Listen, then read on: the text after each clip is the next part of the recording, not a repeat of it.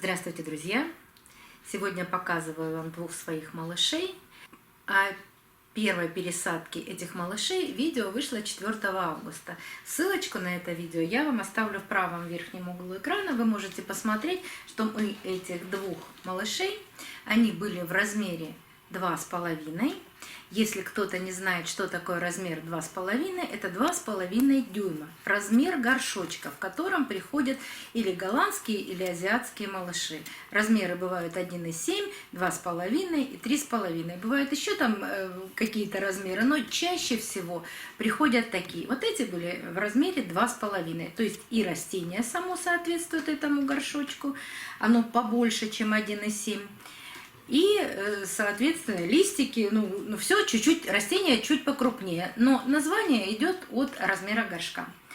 Мы их пересаживали оба, вот в такие горшочки в перлит. За 2 месяца растения абсолютно, эти малыши растут по-разному. Вот эта шалерянка, она вообще не растет. То есть она не выпустила ни одного листочка, она не потеряла тургор, но с ней ничего не происходит. Она только растит корни. Корни, вот видите? Поэтому для того, чтобы ее поливать с удобрением, например, с большим содержанием азота, в перлите поливать удобрением не очень удобно, потому что перлит намокает, потом его долго нужно просушивать, поэтому эту растюшку я пересадила уже в керамзит, я ее начинаю поливать с азотом, вернее, уже начала. Поэтому у нее пошел процесс, тут стало заметно, что листик начинает подрастать. А вот это Sweet Girl, такая желтенькая, красивая орхидейка. А вот эту я сейчас хочу пересадить, показать вам, какие корни наросли в перлите. Что-то вот появилось сухое, это мы с вами уберем. Посмотрим, какие корешки. Ну, вот засохли корешки. Вот эти уберем, вот обрежем их. Посмотрим, что там наросло в перлите. И еще почему. Я, может быть, ее бы и не пересаживала. У нее выросли хороших 2 листа. Может быть, и не пересаживала. Но у нее появился цветонос. Вот под этим листочком.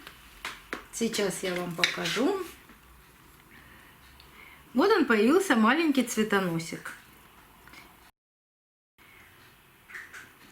Поэтому я ее хочу пересадить. И сразу хочу вам ответить на один вопрос. Как цветонос отличить от корня? Давайте посмотрим. Цветоносы чаще всего находятся в пазухах листа. И смотрите, цветонос растет такой маленькой, остренькой пимпочкой. Вот он еще крохотный, ему буквально там 2 или 3 дня. И покажу вам на другом цветочке, что же такое корень.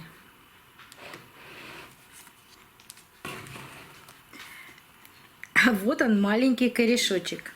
Во-первых, он такой ярко-зелененький, он кругленький. И расти он может из любого места. То есть он растет из шеи, они могут и здесь в пазухах листа расти. В общем, из любого места, который понравится корню. Ну, кстати, эту менюшечку вы тоже знаете. Я не помню, по-моему, мы ее давно уже пересаживали, наверное, месяца 2-3 назад. Она нарастила такой маленький цветочек и до сих пор цветет, пускает корешки. У нее уже и в горшочке там есть корни. Руки не доходят пересадить. И еще задумала одну вещь, поэтому просто пусть пока растет. Когда смогу исполнить, я вам покажу.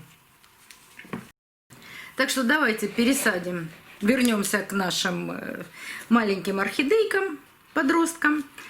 И давайте ее пересадим, посмотрим заодно на корни и просто посадим в керамзит.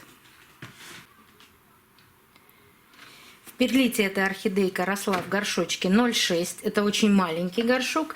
Сейчас я ее буду пересаживать в горшочек 1,4. Но давайте сначала посмотрим, что же у нее в перлите наросло. И промоем, кстати, от перлита все. Перлит под биколорным освещением, а эта орхидейка у меня стоит под биколорным освещением, очень быстро зеленеет. Так, аккуратно, чтобы ничего не повредить. Причем зеленеет только внешняя, конечно, часть. Так, ну и смотрим. Ну, что-то оказалось плохое. Вот есть корешок совсем плохой. Вот еще один. А что-то очень даже замечательное. Вот они, молодые корешки. Вот этот корешок был совсем без света, поэтому он такой желто-зелененький. Вот там еще есть. Ну, в общем-то, неплохо наросли корешки. Давайте уберем те корни, которые нам будут мешать.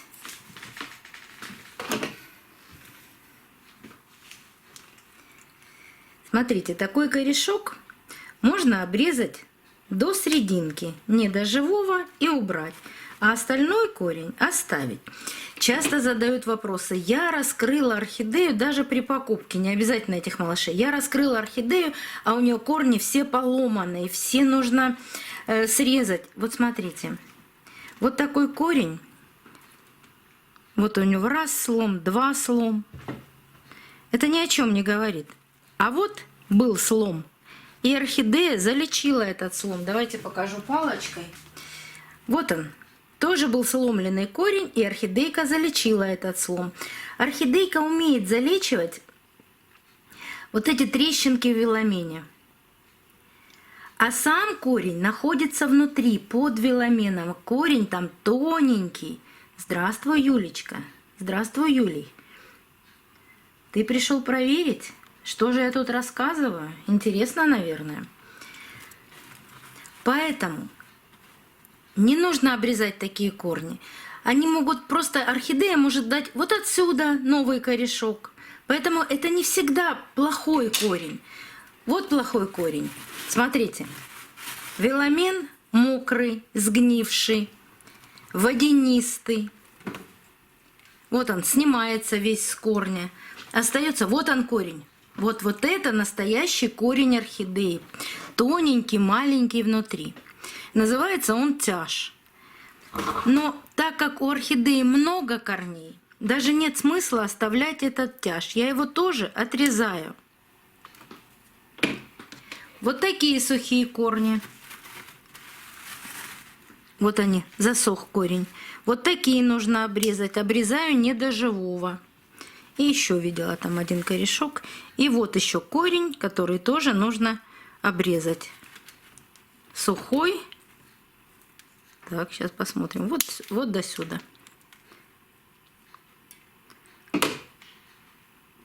Остальное. Сейчас еще где-то видела один корешок нехороший. И вот такой корень можно обрезать. Вот он черненький. Тоже мокренький. Остальные все корни. Вот еще. Сейчас. Кончики черные корней. Вот эти обязательно обрезаем. Вот здесь. Обрезали до живого, обязательно обрабатываем перекисью водорода. Если вы обрабатываете корицей или толченым углем, пожалуйста, обрабатывайте. Никогда не обрабатываю зеленкой. Очень давно еще читала и смотрела. Я знаю, что по этому поводу много будет споров, что я обрабатываю зеленкой, у меня все в порядке. Ну, что я могу сказать? В природе орхидея никогда не получает ни спиртовый раствор, ни зеленку.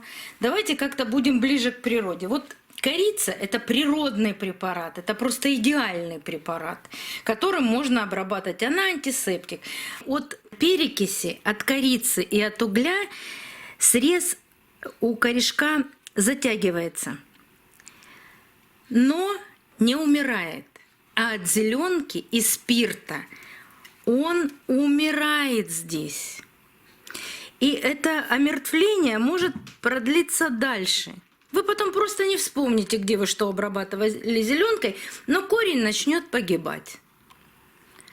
Поэтому споры о том, что я и листья обрабатываю спиртом, я и корни обрабатываю спиртом. Хорошо, если вы листья спиртом обрабатываете поздно вечером. И устица в листе закрыта. А если вы устица обожгли спиртом, устица закрылась, обожглась, сгорела, не знаю, какой эпитет тут вам выбрать, вы потом Никогда через полгода, когда лист вдруг умирает, орхидеи становится плохо, вы даже себе не ассоциируете с тем, что вы когда-то протерли спиртом. Давайте вернемся к корням. Я сейчас пойду под проточной водой, промою сколько возможно перлит и просто посажу орхидейку. Ну и теперь нам стало лучше видно, сколько орхидея нарастила молоденьких корней. Да, кстати, еще один вопрос часто очень бывает. Что такое раскукленный корень?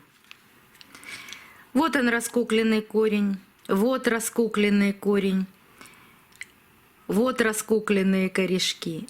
Это кончик корня, который начинает расти.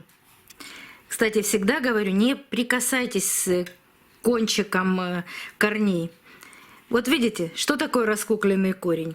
Вот рос корень, совсем был почти срезанный, и вот он начинает рост.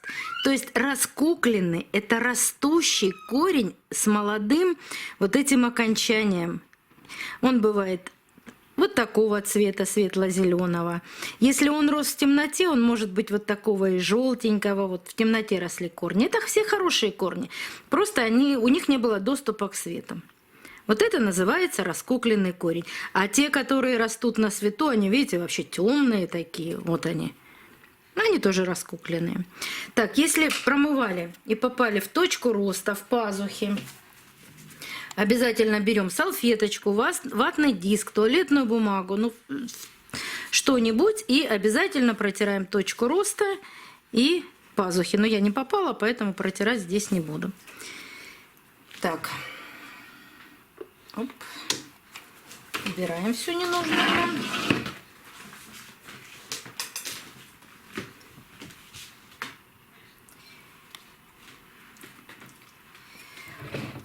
Устанавливаем, руками придерживаю всегда растюшечку в середине горшка и просто, как всегда, все просто засыпаю керамзитом. Постараюсь держать ровненько.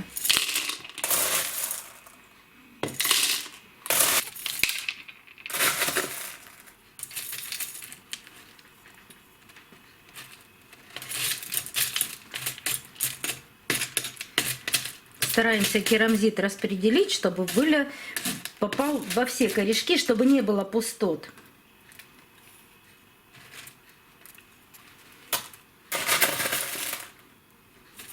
Помельче, покрупнее. Засыпаю просто все корешки.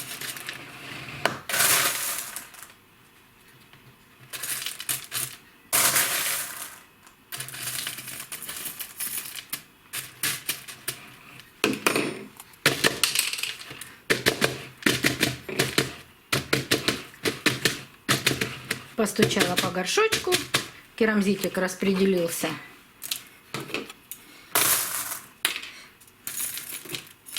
Там более ровно. Ну вот, собственно говоря, и все. Орхидейку посадили. Смотрим, что в горшочке. Корни в горшочке видны. Как будем поливать? Поливать и удобрять.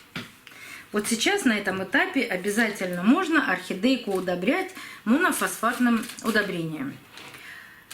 Поливать все равно буду только когда просыхают корни. И также удобрять через полив. Если за 7 дней просыхают корни, значит раз в 7 дней буду один полив чистой водой, один с монофосфатным удобрением. Если раз в 10 дней, то соответственно раз в 10 дней. Очень часто задаете вопрос: когда мне поливать орхидею? Всегда смотрим только на корни орхидеи. Поэтому с поливом так. Эту пока буду поливать с большим содержанием азота, потому что ей нужно подрасти. А это уже начало цвести, вернее, не начало, конечно, цвести, а выпустила цветонос, поэтому с монофосфатным удобрением. Я думаю, что вы у меня сейчас спросите, почему же орхидея выпустила цветонос, а вы ее пересаживаете.